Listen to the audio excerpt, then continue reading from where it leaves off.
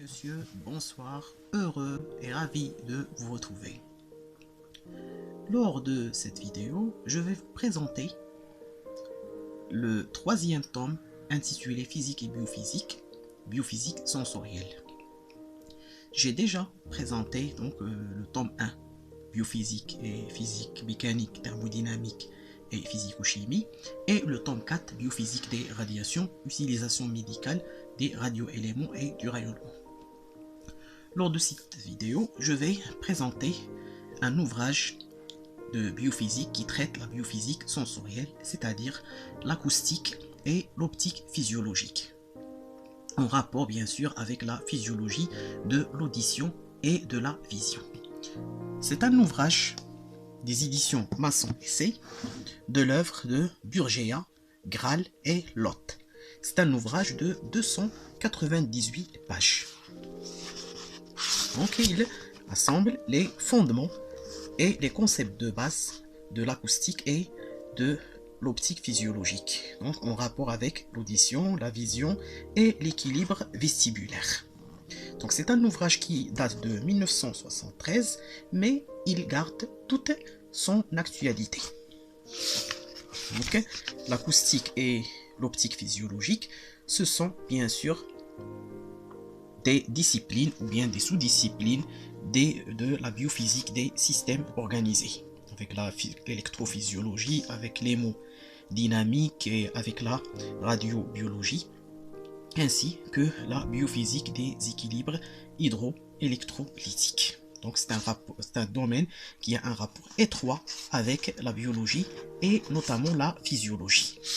Donc la préface des auteurs. Ici, la table des matières. Le chapitre 1, introduction à la biophysique sensorielle. Comme avant-propos, la première partie, l'audition. Donc le chapitre 1er, rappel sur l'acoustique, les fondements physiques de l'acoustique et les structures. Chapitre 2, la transmission dans l'oreille externe, le tympan, la transmission dans l'oreille moyenne, la chaîne tympano ossiculaire, la trompe de Stache et les muscles des osselets et ainsi de suite. Le chapitre 3, transduction et phénomènes neurologiques. Donc le milieu biophysique cochléaire, état de repos, l'électrophysiologie cochléaire, la réponse à la stimulation, les voies nerveuses afférentes et l'analyse de fréquence. Action, des notions bien sûr schématiques concernant le codage dans l'audition. Le chapitre 4 traite donc la psychoacoustique, la fréquence et la sensation de hauteur, l'intensité et la sensation de force sonore, et l'effet de masque et masquage, ainsi que la fatigue auditive et le champ auditif. Le chapitre 5 et le dernier chapitre de la première partie traite l'introduction donc à l'exploration fonctionnelle de l'audition, l'état physiopathologique, l'exploration fonctionnelle subjective et l'audiométrie objective. La deuxième partie traite les équilibres vestibulaires, bien sûr, les structures, le milieu biophysique, les canaux semi-circulaires, donc en rapport avec la transmission et la transduction, les otolithes, toujours avec la transmission et la transduction, et les aspects neurologiques, le nystagmus, les déviations segmentaires et oculaires, les équilibres et audition, et les systèmes efférents. Et le dernier chapitre, bien sûr, l'exploration fonctionnelle. La troisième partie, donc, traite l'optique physiologique, la vision. Donc le chapitre 1er, c'est un rappel de l'optique physique ainsi que l'optique géométrique, la lumière visible, donc les dioptres, les systèmes centrés, les aberrations, la diffraction, la radiométrie et les sources lumineuses. Le chapitre 2 traite donc la transmission, donc les paramètres oculaires, l'œil réduit, la formation des images, le champ visuel, la vision binoculaire, les mouvements oculaire, ainsi que autres phénomènes physiologiques.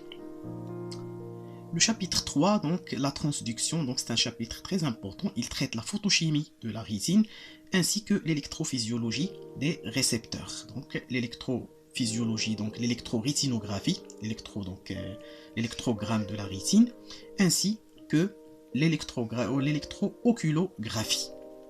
Le chapitre 4 traite donc les phénomènes neurologiques, les études au niveau des cellules rétiniennes, au niveau du cortex, Le chapitre 5, donc l'analyse de la sensation de luminance, sensation d'intensité lumineuse, la photométrie visuelle, l'efficacité bien sûr lumineuse, les unités visuelles, la vision diurne et la vision nocturne, la sensibilité de l'œil à la lumière et l'étude des seuils ainsi que la perception des lumières brèves.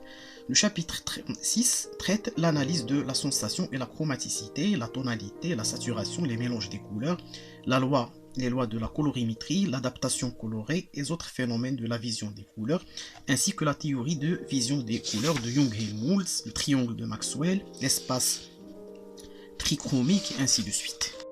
7 traite l'analyse de la sensation de forme et de mouvement, donc l'acuité visuelle et la perception de mouvement. Et enfin, le chapitre 8 traite les troubles de la fonction visuelle, donc les amétropies, les méthodes d'examen des caractéristiques de la dioptrie oculaire, ainsi qu'une introduction à l'exploration fonctionnelle de la vision par les méthodes électrophysiologiques, notamment l'électrorétinographie, l'électrooculographie, ainsi que l'électroencéphalographie et l'électrocorticographie, c'est-à-dire l'enregistrement d'électrogrammes ou bien d'électrodiagrammes du cortex cérébral. Ici quelques extraits de l'ouvrage. Transmission, donc c'est un ouvrage fort intéressant donc pour la biophysique sensorielle, l'acoustique physiologique et l'optique physiologique. Donc les bases physiques de l'acoustique et de l'optique nécessaires donc pour le traitement de la physiologie et de l'électrophysiologie, bien sûr, de la vision et de l'audition.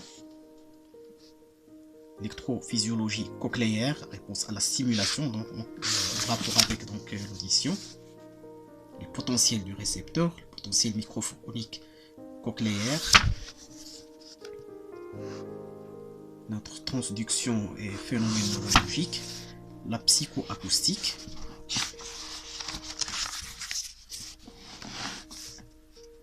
le champ auditif, donc la vision, quelques extraits donc de la partie de l'optique physiologique, la vision binoculaire, les mouvements oculaires.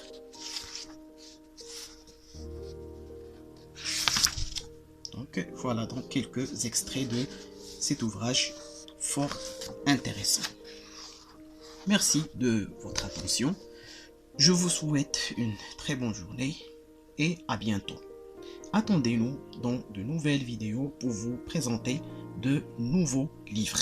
Et n'oubliez pas bien sûr de vous abonner dans notre chaîne et toutes vos suggestions, vos commentaires sont les bienvenus. Merci et à bientôt.